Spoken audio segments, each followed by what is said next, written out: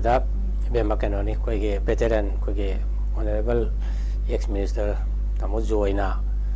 yamarik chumna detail ona su thambigre election matang chida koi ngani ade leidram aiga bibi na su nasage election se tawdaba yadaba constitutional requirement gi matang da marik chum thambigre ada masi kanoni aigi su point khatang thamjage koige india haiba lebak sigi manung da koi manipur su yawi adana hujiki koi parliamentary democracy gi koi system da lakpani na koi sahi manga khudingi koi mikhal tawba democracy gi khwaidagi marui ba tangkak amai je hujiki election sini election sin taba koi sarjone haibe khare debate discussion election tawbusina koi democracy loiba nate all along koina thabak tawba lebak ngakpa matam sida debate discussion na koi sarjoina hari bisingsi basi yam maru ba point ni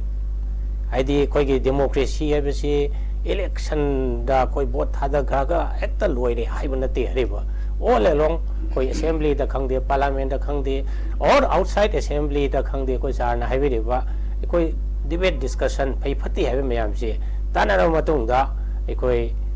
consensus am poraga leba ki oiba mai kai lepsi haina sana takpi si endorse tawje ada hojike laiba manipur gi election si crisis marakta tawi sineba crisis marakta tawu se hoi constitution gi requirement ama oibadona election commission na masi tawdaba yadabadagi hoina admai tong election notification thokre aduga masaibe amna haige dumana date 19 26 ta election si manipur gi hoina tawrani ada hojik hangba yaba question haibu kana khana election si postpone tawbiu haiba khopa delhi dei kaida mamati hairak pa yauri ko masi ain khamada until and unless manipur gi situation sida yamna law and order situation phataba natraga natural disaster flood lakpa earthquake lakpa natraga election si tawbada madugi oithok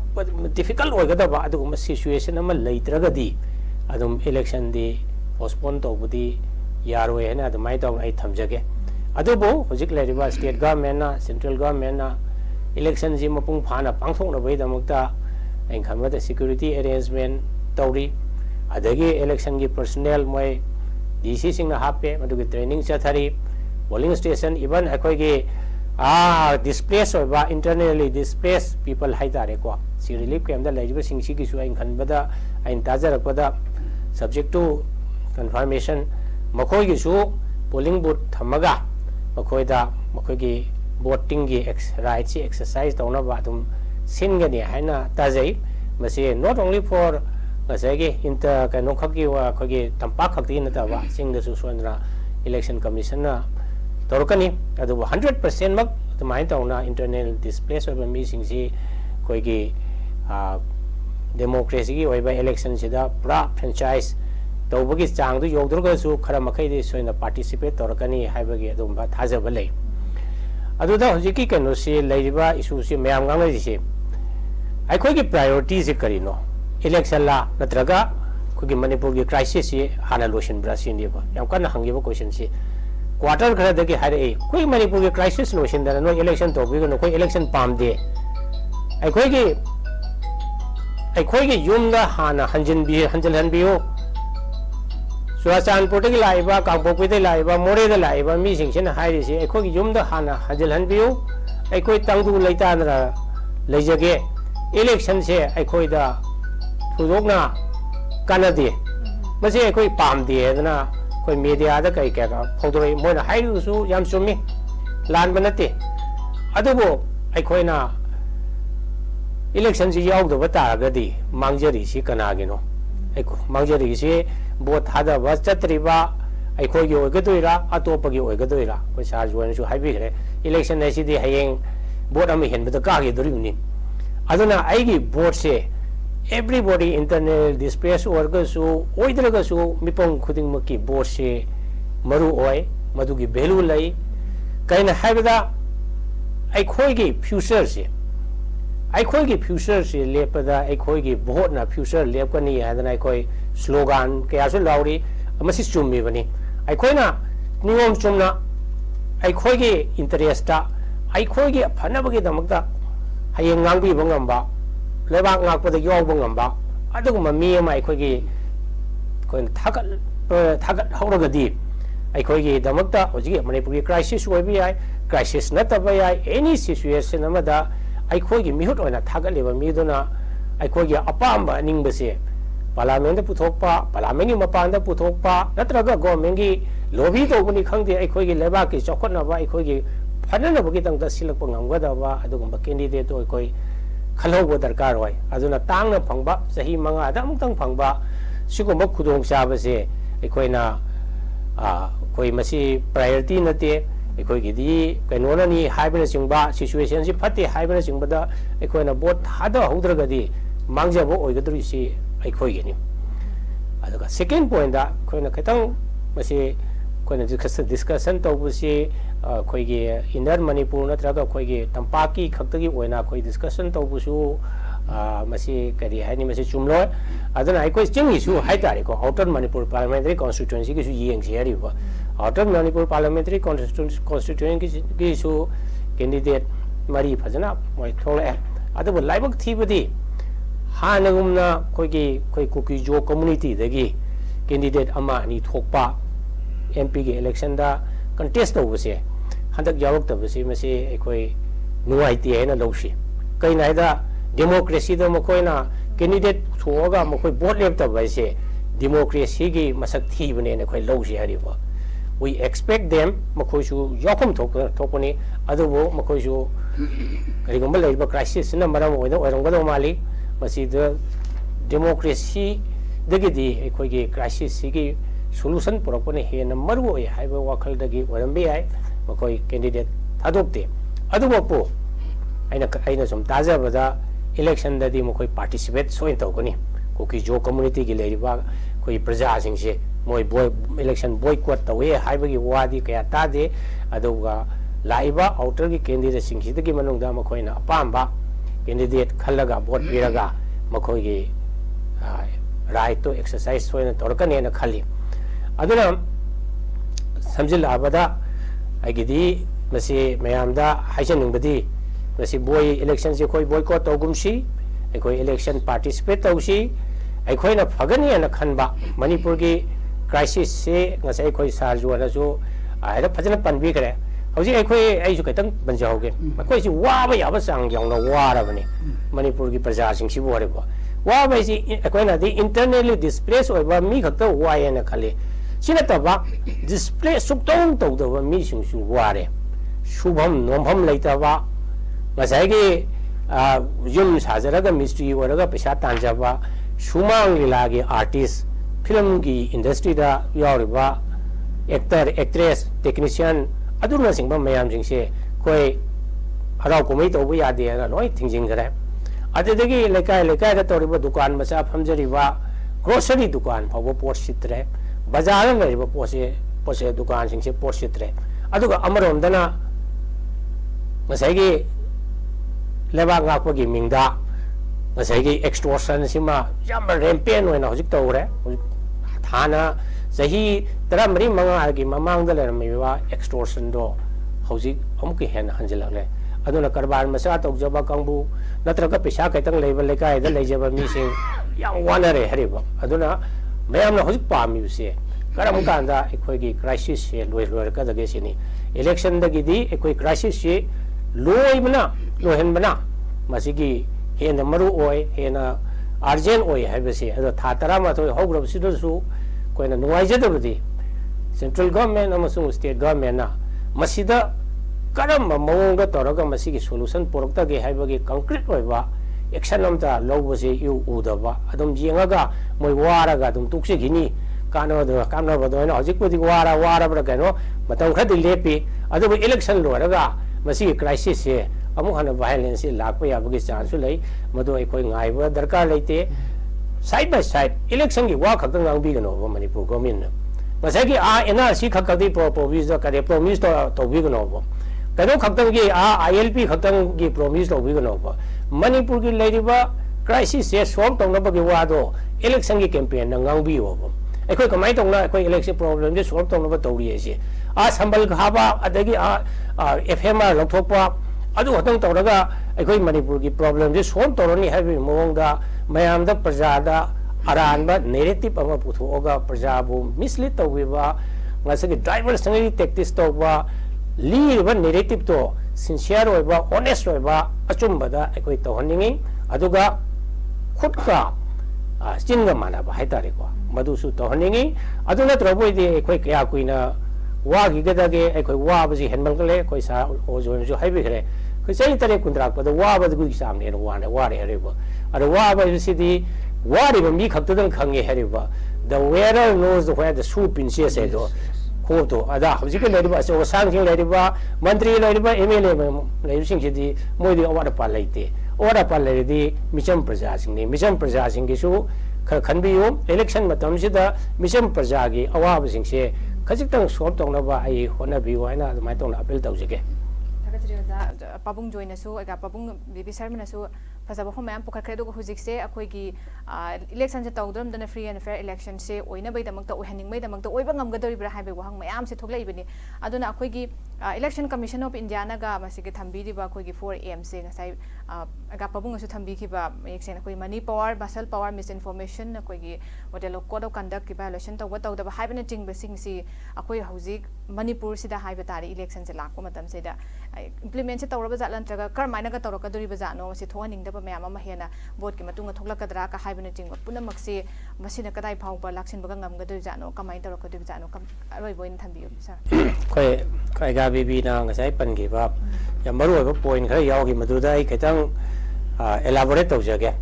ꯑꯩꯒꯥꯅ ꯄꯟꯈꯤꯕꯗ ꯏꯂꯦꯛꯁꯟꯁꯤꯗ inform choice ꯍꯥꯏꯕ ꯑꯃ ꯉꯁꯥꯏꯒꯤ ꯚꯣꯇꯔꯅ ꯃꯥꯅ ꯗꯤꯁꯥꯏꯗ ꯇꯧꯒꯗꯧꯔꯤꯕ ꯀꯔꯝꯕ ꯀꯦꯟꯗꯤꯗꯦꯠꯇ ꯅꯠꯇ꯭ꯔꯒ ꯀꯔꯝꯕ political ꯄꯥꯔꯇꯤꯅ ꯊꯥꯒꯠꯄ ꯀꯦꯟꯗꯤꯗꯦꯠꯇ ꯑꯩꯈꯣꯏ vote ꯄꯤꯒꯗꯒꯦ ꯍꯥꯏꯁꯤ informed choice ꯑꯣꯏꯍꯟꯒꯗꯕꯅꯤꯅ ꯑꯩꯒꯥꯅ ꯍꯥꯏꯈꯤꯕꯗꯣ ꯌꯥꯝ ꯐꯖꯕ ꯌꯥꯝꯅ ꯀꯩꯅꯣ ꯇꯧꯕ ꯃꯔꯨꯑꯣꯏꯕ ꯈ꯭ꯋꯥꯏꯗꯒꯤ ꯃꯔꯨꯑꯣꯏꯕ ꯄꯣꯏꯟꯅꯤ ꯑꯗ ꯍꯟꯗꯛꯀꯤ ꯀꯔꯤ ꯍꯥꯏꯅꯤ supreme ꯀꯣꯔꯠꯅ electoral bond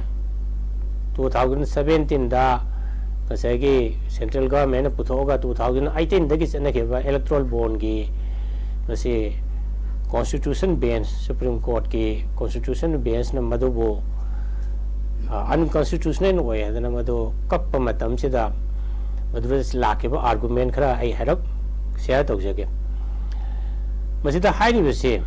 maru badi voter si na khwaidagi maru bani kogi democracy da election da voter si candidate singu masak mun khangba darkar oisini candidate sungu munna masak oina khangusida election tawmatamda form 26 hadan magi affidavit amada candidate khuding magna magi lan thungi ingi pesa tonbo orsu nataga mana crime da chenruba kholuba adugi wari bata haiba ma khaisi loina disclose tawnaba supreme court na harakpadagi election commissioner madu tawdaba yadabani hana sanadar lekre adugo laibak thibadi hojiki hariba affidavit se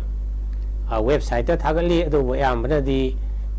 website ta changaga voter singna paaba khopagi masigi adu me tanja di kya leite masi kya paabasu paramo hena khali aduna candidate po khoina khangi bese mangongani da khanma khangena highway amaromda mabu thagali ba political party siga candidate siga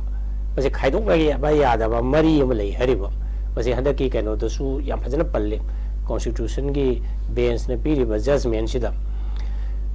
aham badadi representation of the people act or su constitution do orga su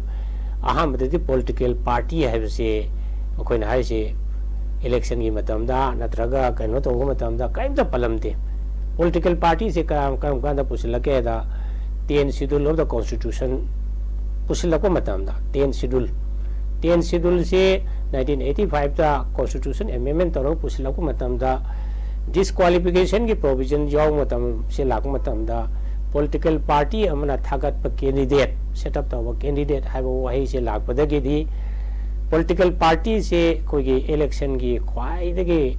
maru ba feature amore adu candidate ka su mase thaduk na ba yada ba karigo political party na pam ta mo da karaba candidate MLA or MP or defection to go target my matata anti defection get to provision lay. Aduna Handaki can also that Handaki Supreme Court ki rise the high DC. Command on election ga political party ga Maril in a case in the Haribo. Ada voter get rise right to information and amalari. Right to information say must say fundamental right ni na constitution agar Supreme Court allow hokare. Kamai to na say right to information bo ai khang na bagi right si bo kamai to na kari hani must fundamental right wo jung no na hang bi ai. Masi ba koi na samjin na rai si koi ge constitution ke article 19(1)(a) si da freedom of expression, freedom of speech, individual ki musung media ki sil lai ba ma yauri. Adana ai ki freedom of expression se ngasai ki ai ki bo thadar ba ki choice man tori ba se masiga masi mari le nei adana freedom of expression hai ba se aina vote piri ba su some kind of freedom of expression ni ai ya pa ma phongdok pani adu masi fundamental right ni adana adu avoid di masi electoral bond ki case ta political party amada kana na funding tauge kana donation tauge kayam tauge high basi khang basi voter gi right ni voter da masi khahan da gadi masi hana le electoral bond gi scheme si da masi gi anonymous oiba masi disclose to honda ba voter kana company na traga individual na paisa kaya amna donation tauge na traga ba political party na phange absi masi anonymous oina tawdagi Supreme Court na masi lali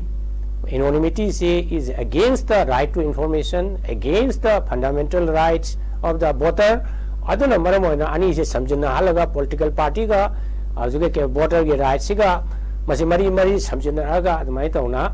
jiki hariba electoral bond ge scheme si constitution gi against ni hana kakhre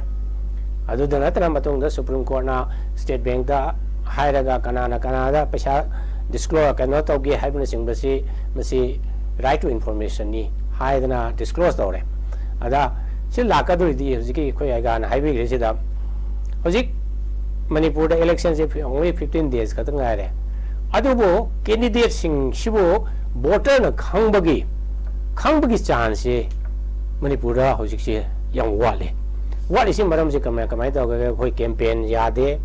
adegi poster thiate election matong mande plate yung de at election da kwai de maru ori budi voter mana polling booth sang bada aham jeng bise symbol ne ari ba symbol jeng maming matha ka du di ekoi kari ani pa ba thok pa yai thok to be the most important thing the candidate amagi symbol je kari no se voter sing da khangan ba ma darka lai ha ado laibak thibadi hojik lai ba election je the election manda ba masagi some kind of masagi yam subdued oi ba ada election to go taragadi democracy to go taragadi khoigi mafam da meeting to ba praja da candidate tu gi wakhalon mayam do khanghan ba candidate to praja na khanghan ba masagi ga na hariba inform choice do but ai khoi na inform choice langna ba gi damakta masagi praja ga candidate ka unaba khangna ba some media amada si social media da orgo su masi khanghan ba mari darka lai adu handa ki sida khoi na Cam Sumba Galan Bugakang the Kono Uda Smile campaigns is some CSO Karana Maming Dipanzero campaigns thing and a high Mamatare. Masimati Adi Tingmum talked of an Kali, quite democracy, Azana Sumna, Koisa Jones, Habiba. I quite in spite of the difficulties, in spite of obstacles, may I say Mershida, I quite election Padilata we have a say as a take Harabodi. Campaign da thing ba thamba se koi thambam thokte aduga candidate sing su makhoi ki tokhom thokpa poster ne pa poster thet pa adegi hojik phawba da koi jumthong da election ki tokhom thokpa poster na pa se koi udri flag natraga symbol udri aduna egana takpi ge ba inform choice to buda siguma athing da laibasina maram oidana inform choice exercise to buda kaitang Mapung Paro have a point in my Tamjagam. Second point, Matam Lady Bra. ꯇꯦꯟꯇꯪ ꯊꯝꯃꯒꯦ ꯑꯩꯒꯥꯅ ꯍꯧꯖꯤꯛꯀꯤ ꯍꯥꯏꯕꯤꯈꯤꯕꯗ ꯉꯁꯥꯏꯒꯤ level playing feel ꯌꯥꯝ ꯐꯖꯕ ꯌꯥꯝ ꯀꯟꯅꯁꯨ ꯍꯧꯖꯤꯛꯀꯤ national ꯃꯦꯗꯤꯌꯥꯗꯁꯨ ꯌꯥꯝ ꯀꯟꯅ ꯉꯥꯡꯅꯔꯤꯕ level playing feel ꯑꯁꯤ ꯀꯔꯤꯅꯣ ꯍꯥꯏꯗ ꯄ꯭ꯂꯦꯌꯔ ꯃꯌꯥꯝꯁꯤꯡꯁꯦ ꯆꯞ ꯃꯥꯟꯅꯕ ꯈꯨꯗꯣꯡꯆꯥꯕ ꯐꯪꯒꯗꯕꯅꯤ ꯃꯈꯣꯏꯗ ꯑꯀꯤꯕ ꯑꯈꯪꯕ ꯂꯩꯍꯜꯂꯣꯏꯗꯕꯅꯤ ꯑꯗꯣ ꯍꯧꯖꯤꯛꯀꯤ ꯂꯩꯔꯤꯕ ꯏꯂꯦꯛꯁꯟꯁꯤꯗ ꯂꯩꯔꯤꯕ ꯃꯅꯤꯄꯨꯔꯒꯤ ꯏꯟꯚꯥꯏꯔꯟꯃꯦꯟ ꯆꯤꯡꯗ ꯑꯣꯏꯔꯁꯨ ꯇꯝꯄꯥꯛꯇ ꯑꯣꯏꯔꯁꯨ ꯒꯟꯒꯤ ꯀꯜꯆꯔ ꯑꯃ ꯅꯣꯡꯃꯩ ꯄꯥꯏꯕ ꯈꯨꯠꯂꯥꯏ ꯄꯥꯏꯕ ꯃꯤ ꯀꯌꯥ ꯂꯥꯛꯄ ꯃꯁꯤꯅ ꯍꯌꯦꯡ ꯐ꯭ꯔꯤ ꯑꯦꯟड ꯐꯤꯌꯔ ꯑꯣꯏꯅ ꯑꯀꯤ ꯇꯨꯖꯨꯡꯕ ꯌꯥꯎꯗꯅ ꯑꯩꯈꯣꯏ ꯚꯣꯇꯔ ꯑꯃꯅ ꯄꯣꯂꯤꯡ ꯁ꯭ꯇꯦꯁꯟꯗ ꯆꯠꯂꯒ ꯃꯥꯅ ꯚꯣꯠ ꯊꯥꯗꯕꯒꯤ ꯑꯦꯛꯁꯔꯁꯥꯏꯁ ꯇꯧꯕ ꯃꯇꯝꯁꯤꯗ ꯑꯗꯨꯒꯨꯝꯕ ꯃꯁꯜ ꯄꯋꯥꯔ ꯑꯗꯨꯅ ꯑꯊꯤꯡꯕ ꯂꯥꯛꯀꯗ꯭ꯔꯥ ꯍꯥꯏꯕꯒꯤ ꯑꯦꯄ꯭ꯔꯤꯍꯦꯟꯖꯟ ꯑꯃ ꯂꯩ ꯑꯗꯨꯗ ꯅꯠꯇꯅ ꯃꯅꯤꯄꯨꯔꯒꯤ ꯆꯠꯅꯕꯤ ꯑꯃ ꯑꯣꯏꯅ ꯍꯧꯖꯤꯛꯀꯤ ꯃꯅꯤ ꯄꯋꯥꯔ ꯑꯩꯒꯥꯅꯁꯨ ꯍꯥꯏꯕꯤꯈ꯭ꯔꯦꯀꯣ ꯃꯅꯤ ꯄꯋꯥꯔꯁꯦ ꯃꯁꯤ ꯑꯩꯒꯤ ꯄ꯭ꯔꯖꯥꯗ ꯑꯄꯤꯜ ꯇꯧꯖꯅꯤꯡꯕꯗꯤ ꯉꯥꯏꯍꯥꯛꯀꯤ ꯑꯣꯏꯕ ꯏꯂꯦꯛꯁꯟꯒꯤ ꯑꯣꯏꯕ ꯂꯨꯄꯥ 1,000, 2,000, 100, 200 ꯑꯗꯨꯒꯤꯗꯃꯛꯇ ꯑꯩꯈꯣꯏꯒꯤ ꯐ꯭ꯌꯨꯆꯔꯁꯦ ꯑꯩꯈꯣꯏꯅ ꯌꯣꯟꯊꯣꯛꯄꯁꯦ ꯑꯩꯈꯣꯏ ꯌꯣꯟꯊꯣꯛꯐꯝ ꯊꯣꯛꯇꯦ ꯑꯗꯨꯅ ꯄ꯭ꯔꯖꯥꯁꯤꯡꯁꯨ ꯑꯩꯈꯣꯏ ꯈꯤꯇꯪ ꯒ꯭ꯌꯥꯟ ꯇꯥꯕ ꯑꯃ ꯆꯪꯉꯤ ꯉꯥꯏꯍꯥꯛꯀꯤ ꯑꯣꯏꯕ ꯍꯧꯖꯤꯛꯀꯤ ꯀꯅꯥꯒꯨꯝꯕ ꯂꯤꯗꯔ ꯈꯔꯅ ꯆꯥꯛ ꯀꯧꯔꯒ ꯆꯥꯛ ꯄꯤꯖꯔꯦ ꯌꯨ ꯄꯤꯊꯛꯑꯦ ꯍꯥꯏꯕꯒꯤꯗꯃꯛꯇ ꯑꯩꯒꯤ ꯐ꯭ꯌꯨꯆꯔꯗ ꯑꯩꯈꯣꯏꯅ ꯊꯥꯒꯠꯂꯛꯀꯗꯧꯔꯤꯕ ꯂꯤꯗꯔꯗꯨꯅ ꯑꯩꯈꯣꯏꯒꯤ ꯔꯤꯄ꯭ꯔꯖꯦꯟꯇꯦꯇꯤꯚꯗꯨꯅ ꯀꯔꯤ ꯇꯧꯔꯛꯀꯗꯒꯦ ꯍꯥꯏꯕꯁꯦ ꯈꯟꯊꯗꯅ ꯉꯥꯏꯍꯥꯛꯀꯤ ꯉꯁꯥꯏꯒꯤ ꯌꯥꯝ ꯃꯣꯃꯦꯟꯇꯔꯤ ꯑꯣꯏꯕ ꯑꯄꯥꯝꯕ ꯃꯣꯃꯦꯟꯇꯔꯤ ꯑꯣꯏꯕ ꯏꯟꯖꯣꯏꯃꯦꯟ ꯑꯗꯨꯒꯨꯝꯕ ꯆꯠꯈꯤꯗꯅ ꯃꯌꯥꯝꯁꯤ ꯅꯤꯁꯥꯗ ꯉꯥꯎꯕ ꯄꯩꯁꯥꯗ ꯉꯥꯎꯕ ꯑꯗꯨꯃꯥꯏꯅ ꯇꯧꯅ ꯗꯦꯃꯣꯀ꯭ꯔꯦꯁꯤꯁꯤꯕꯨ ꯑꯩꯈꯣꯏꯅꯁꯨ ꯑꯃꯨꯛ ꯍꯦꯟꯅ ꯀꯔꯤ ꯍꯥꯏꯅꯤ ꯄꯩꯁꯥꯅ ꯃꯔꯝ ꯑꯣꯏꯗꯅ ꯑꯩꯈꯣꯏꯒꯤ ꯂꯦꯚꯦꯜ ꯄ꯭ꯂꯦꯌꯤꯡ ꯐꯤꯜꯁꯤ ꯂꯩꯍꯟꯗꯦ ꯑꯗꯨꯕꯨ ꯍꯧꯖꯤꯛꯀꯤ ꯂꯩꯔꯤꯕ ꯁꯤꯆꯨꯋꯦꯁꯟ ꯊꯥ 12ꯒꯤ ꯂꯩꯔꯤꯕ ꯀ꯭ꯔꯥꯏꯁꯤꯁ ꯑꯁꯤꯗꯒꯤꯗꯤ ꯑꯩꯅ ꯈꯟꯕꯗ ꯃꯅꯤꯄꯨꯔꯒꯤ ꯄ꯭ꯔꯖꯥꯁꯤꯡ ꯚꯣꯇꯔꯁꯤꯡ ꯃꯌꯥꯝ ꯐꯅꯌꯥꯝ ꯐꯖꯅ ꯑꯩꯗꯤ ꯒ꯭ꯌꯥꯟ ꯇꯥꯔꯝꯃꯗ꯭ꯔꯥ ꯍꯥꯏꯅ ꯈꯜꯂꯤ ꯑꯗꯨꯅ ꯃꯈꯣꯏꯅ ꯈꯟꯒꯗꯧꯔꯤꯕ ꯀꯦꯟꯗꯤꯗꯦꯠꯁꯦ ꯌꯥꯅꯕꯗꯤ ꯔꯤꯐꯔꯦꯟꯗꯝ ꯍꯥꯏꯅ ꯌꯥꯝ ꯐꯖꯕ ꯑꯃꯁꯨ ꯄꯨꯊꯣꯛꯄꯤꯔꯛꯏ ꯃꯈꯥ ꯇꯥꯅ ꯑꯩꯁꯦ ꯍꯥꯏꯅꯤꯡꯕꯅꯤ ꯑꯗꯨꯕꯨ ꯔꯤꯐꯔꯦꯟꯗꯝ ꯍꯥꯏꯁꯦ ꯑꯩꯈꯣꯏꯅ ꯍꯧꯖꯤꯛ ꯇꯧꯔꯤꯕ ꯑꯦꯛꯁꯔꯁꯥꯏꯖꯁꯤꯅ ꯑꯩꯈꯣꯏꯒꯤ ꯐ꯭ꯌꯨꯆꯔꯁꯤ ꯂꯦꯞꯄꯛꯀꯗꯣꯏꯅꯤ ꯑꯩꯈꯣꯏꯅ ꯁꯤ ꯄꯥꯝꯃꯤ ꯄꯥꯝꯗꯦ ꯍꯥꯏꯁꯦ ꯑꯗ ꯁꯝ ꯀꯥꯏꯟ ꯑꯣꯐ ꯔꯤꯐꯔꯦꯟꯗꯝꯅꯤꯗꯤ ꯍꯥꯏꯕ ꯌꯥꯏ ꯑꯩꯈꯣꯏꯒꯤ ꯃꯣꯠꯁꯦ ꯐꯣꯡꯗꯣꯛꯄꯁꯤꯅ ꯁꯦꯟꯇ꯭ꯔꯦꯜ ꯒꯣꯔꯃꯦꯟꯗ ꯑꯣꯊꯣꯔꯤꯇꯤꯗ ꯁ꯭ꯇꯦꯠ ꯒꯣꯔꯃꯦꯟꯗ प्रजाना करी पामगे से मागी हंदकी बोट असिना लेपदरिबनी अदुना अखोगी अपाम अनिंगबसे अखोना खल्लिबा पॉलिटिकल पार्टी अखोना खनगदरिबा कैंडिडेट तो मदुना उट्लगा अखोई यानिंगबु हाइसु यानिंगदेबु हाइसु नै फैबु हाइदसु फत्रबु हाइसु नत्रगा अखोना थागकदरिबा मिसिना मणिपुर के क्राइसिस से सॉल्व तौबदा अचौबु रोल अमा लौगनिबु हरसु अदुना रिफरेंडम अमा ओहेनसी हाइबा वैसिमगा आई थमजगे